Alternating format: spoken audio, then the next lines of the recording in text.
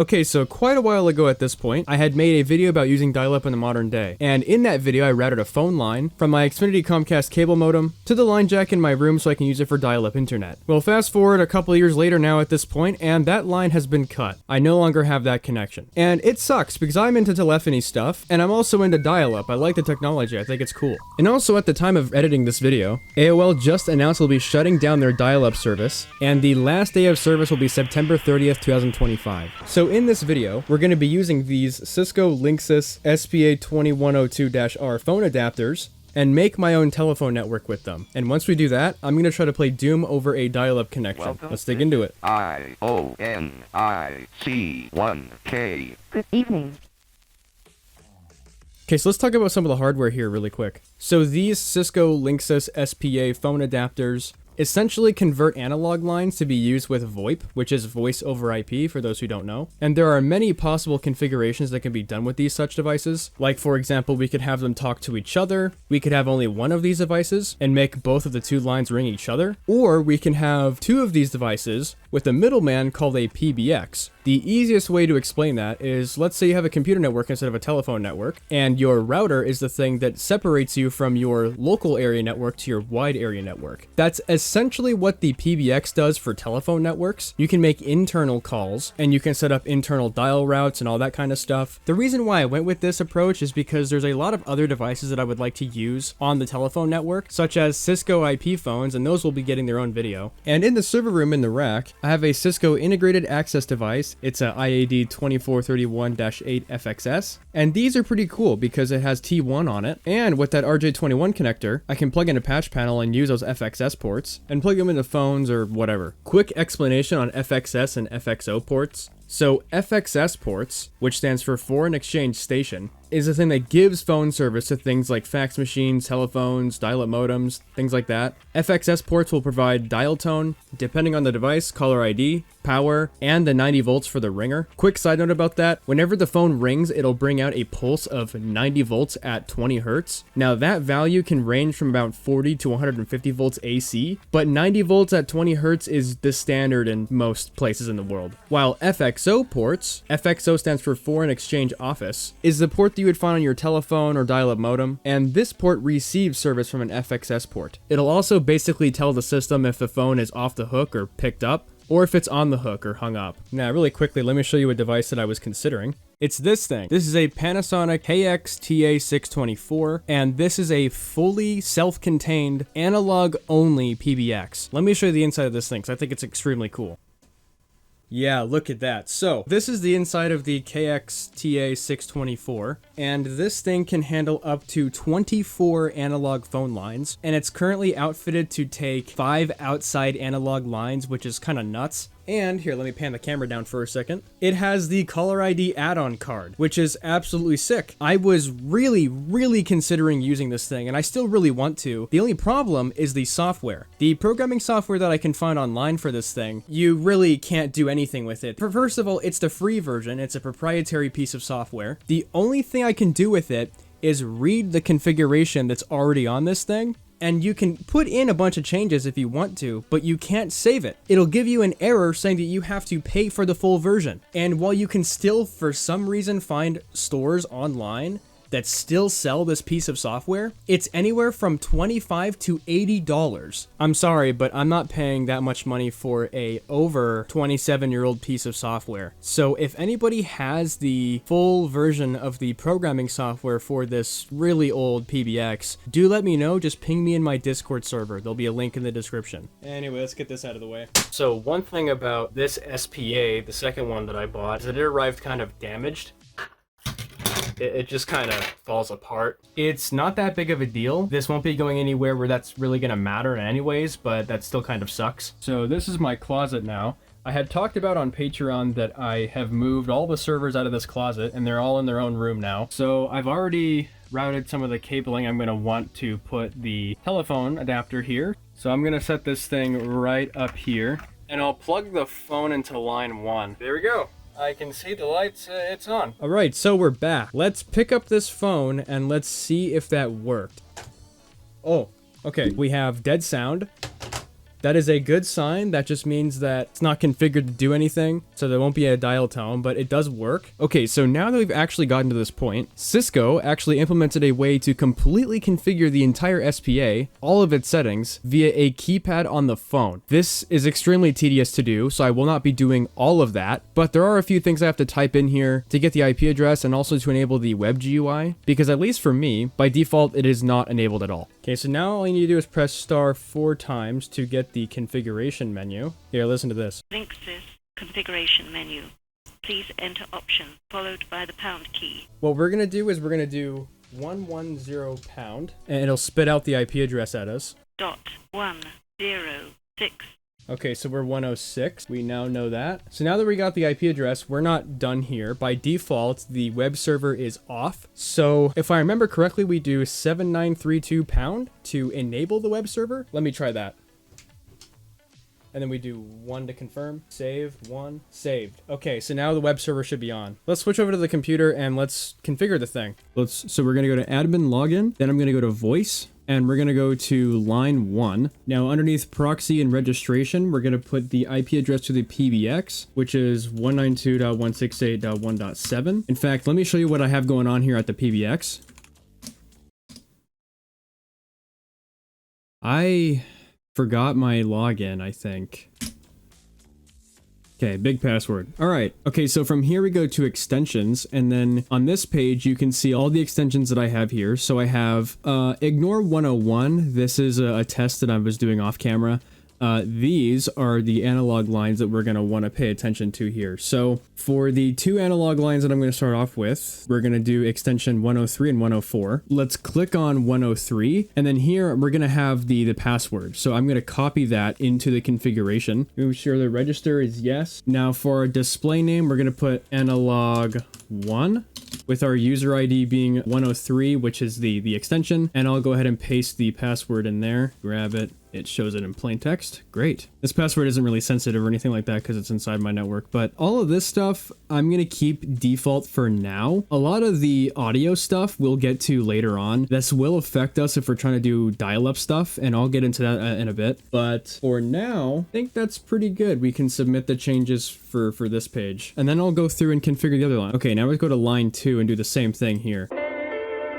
Okay, so that's it. We have both of our lines configured. Now that we've configured both lines, let's go and see if we can dial them. Okay, so I have another telephone plugged into line number 2, and we're gonna call our phones here. First, we're gonna pick up this phone and see if we have a dial tone, because if we have a dial tone, then we'll know that the configuration worked. Oh. I don't know if you heard that or not, but it totally works. Oh, we have a dial tone here too. Nice. It works. Okay, let's dial 104. There we go. It works. Damn, that ringer sucks.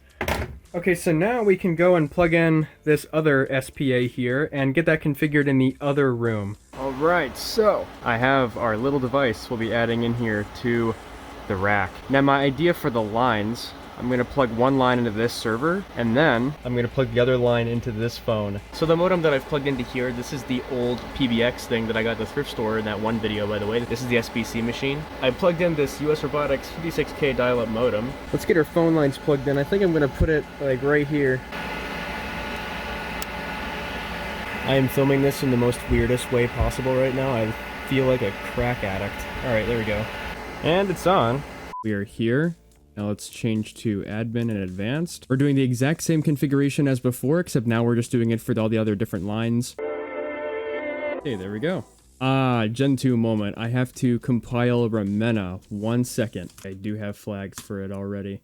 Yes, go. Yeah, average day, to be honest. I'm compiling this currently just so I can use this to RDP into that Windows Server box, the SBC box. I did crack the password on the SBC machine, so we can use it now. And I'm using the same Windows Server 2003 install that it came with. Here it is, just installed. That didn't take long at all.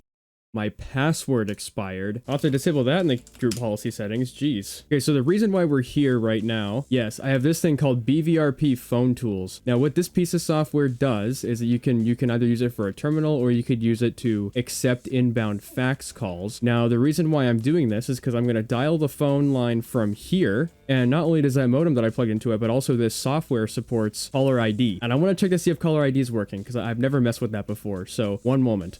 Okay, I'm calling it. Incoming call, name, analog 103. Yep, exactly it. Oh, listen.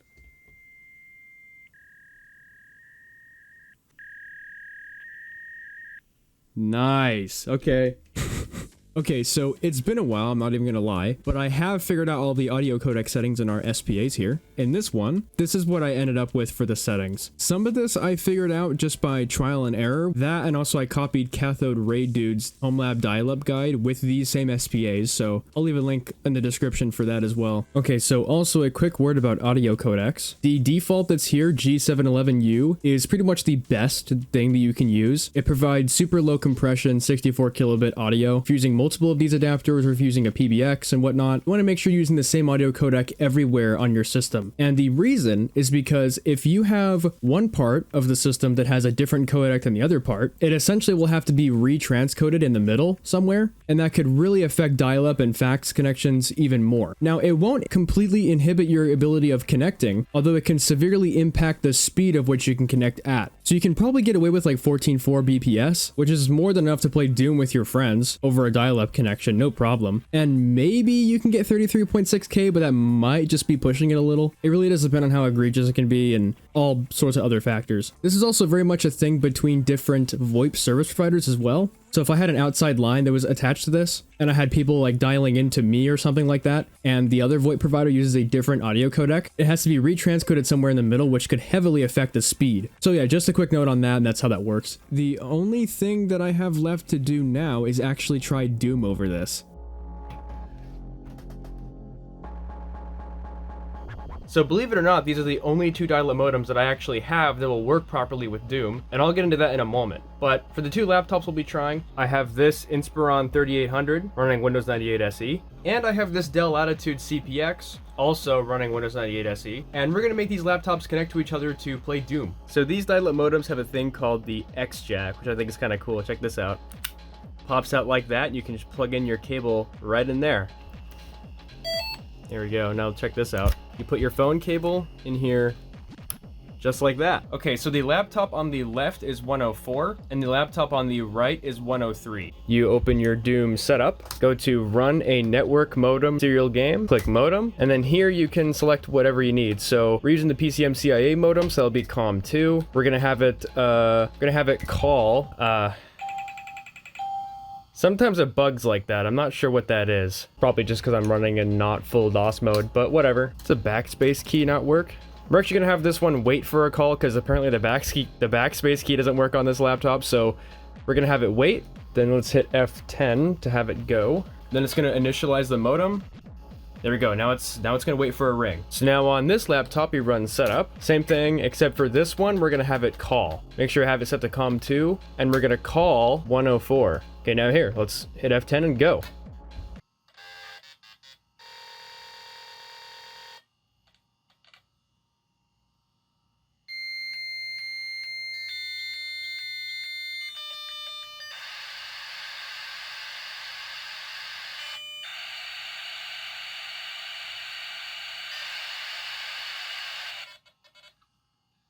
There we go, then both games start.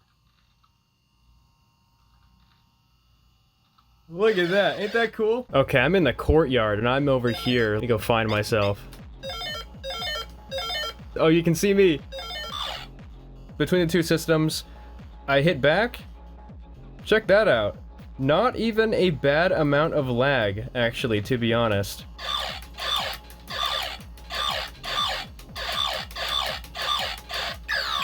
Here, I'll blow myself up.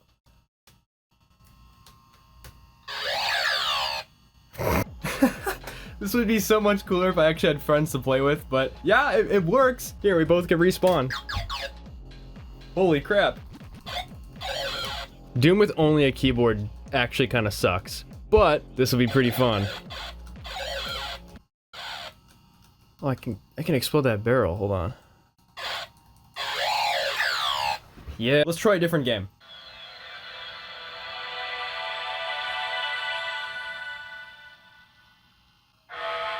Okay, yeah, we get it. Windows 98 is cool. Okay, so now let's run Duke Nukem 3D. So the setup here is pretty much the same. Go into the setup. I'm going to do modem game, and I'm going to wait for a call. Make sure we set up the right COM ports. Okay, yeah, we're already on COM 2. And launch Duke Nukem. So it's going to do the initialization string for the modem.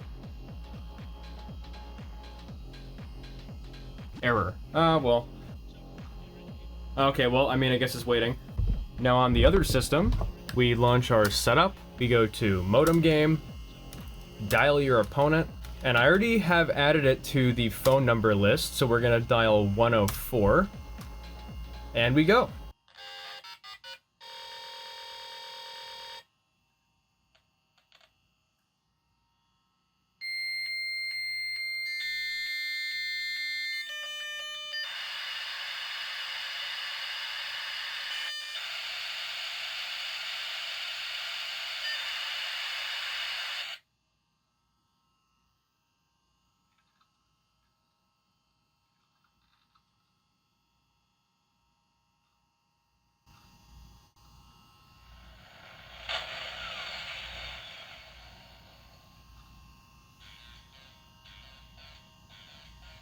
That terrible MIDI.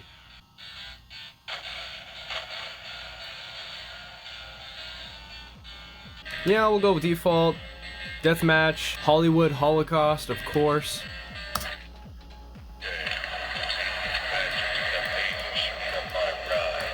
Yeah, so the button I need to use to jump is like broken. So, I'm trying to find where I spawned. Here, let's go to the other laptop. Oh, I know where I am.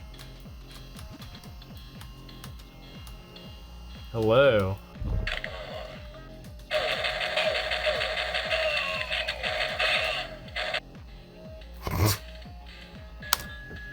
So one thing I noticed though is the lag in this game is, what? I just spawned on top of myself.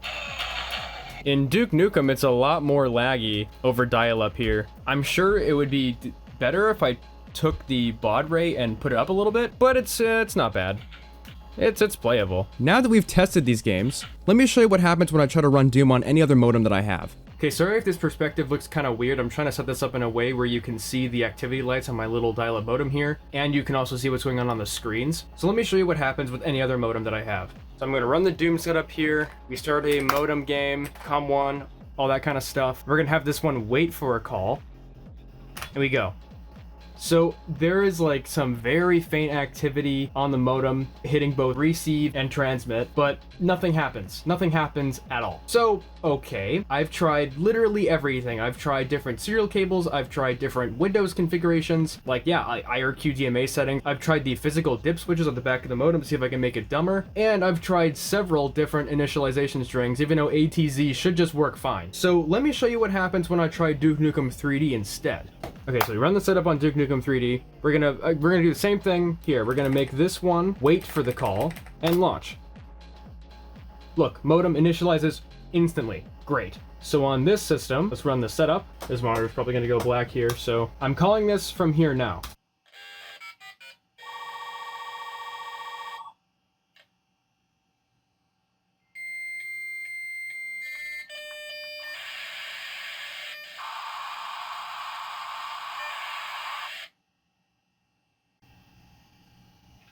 Instantly picks up, instantly works.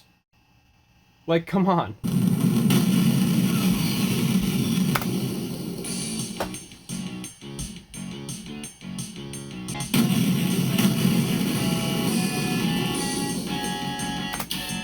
Yeah, man, I don't know why that works. So it's literally just up to Doom's COM modem driver. I'm not sure if there's a version of Doom that has that fixed, but this is just a version that I have on hand currently at the moment. So it was just easier for me to use those two PCM CIA cards and just test it over the laptop, over the two 14.4 BPS modems. So, you know, that just really sucks because I do like this modem. This is probably like the best modem that I own. Maybe that's just telling me that I have to buy some more older modems for more dial-up projects. I don't know. Okay, so we're not done yet at all. I would like to show you guys some software that I found. I am putting the modem back in the server room though, because this is important. So I was installing the software for this 3Com card. There's a 10100 Ethernet LAN and a 56K modem combo card, and it came with some pretty cool software called Rapidcom, and that's kind of what I want to showcase a little bit here. Now, it's kind of a nothing burger to be honest, but I just figured out that you can send like fax messages peer-to-peer with this, and I think that's like the coolest thing ever. I've never actually been able to mess around with fax that much, and I've only ever used it like once or twice in the real world. Okay, so I have that modem in here. Let me open up Rapidcom. So immediately I thought this thing was really cool. You can see voice messages, fax, and data. It has a terminal emulator here, and you can send fax. Check this out. Quick fax. So let's just send a fax to the Windows 2003 server, the one that's on the screen right now running BVRP phone tools. So I'm gonna write this to 106 big test. And I like this so much. Works. Damn, this keyboard I'm using sucks. Oh my god. We're gonna deliver via direct. Let's just send this and see if it worked. I think we're on 106 on the other end. Let's see. Incoming call. Okay, yeah, now it's transferring data. I can hear it. Look at that, it's coming in. It's coming in. Now over here on the receiving side, I go to fax inbox and we can just look at what I got sent here. Yeah, look at that. We got our own fax viewer and everything. This is a big test. August 12th, 2000. Looks like it bugged out a little bit here. I don't know what the hell that's about. Cool, very cool. Let's try this again, but let's send it from here. Actually, I think I can just leave it like this. It'll automatically detect if there's a fax incoming or not. So over here, let's send a fax. Okay, this is a bigger test. Whoa. Okay, so it's gonna put its own logo on the fax. I think we'll keep it here. I think that's funny. Yes, you have like none, standard, simple, urgent. We'll do standard. View the final document before transmission. Yeah, sure. Okay, so this is what it's gonna look like here. Check that out. Okay, let's send it.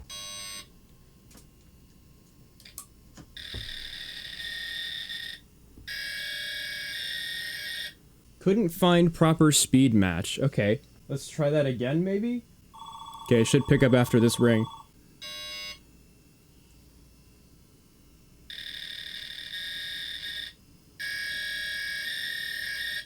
$1,200 baud? 9,600 baud? Okay, apparently it really cannot decide 7,200. Okay, apparently it really cannot decide what speed it wants to use. So I can send faxes to the server, but I can't send faxes back here to my client, it seems. I don't know what's up with that. Let's try this again. Let's send it.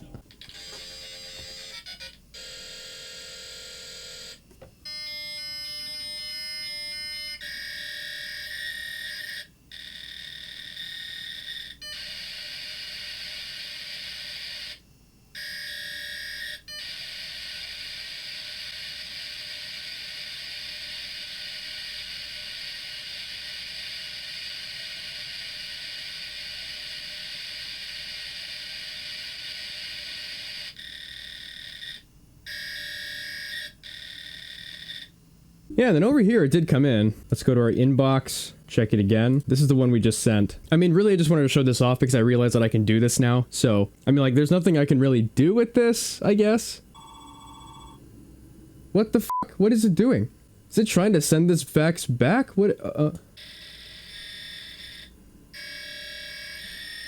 I mean, I did not tell it to do that, but alright, well, anyway, thank you guys so much for watching this video. If you liked it, hit like. If you really like this video, consider supporting me over on Patreon. I'm going to be launching some exclusive videos over there soon. Also, I have a P.O. Box. It's on screen, and I'll also leave it down below. Dislike this video if you hate dial-up, if you hate telephone networks, or if you just hate me. And, what else? You can follow my Twitter, or like my Instagram, I guess. I don't know. Anyway, I have a lot of very fun and cool videos coming out soon, so definitely stay tuned.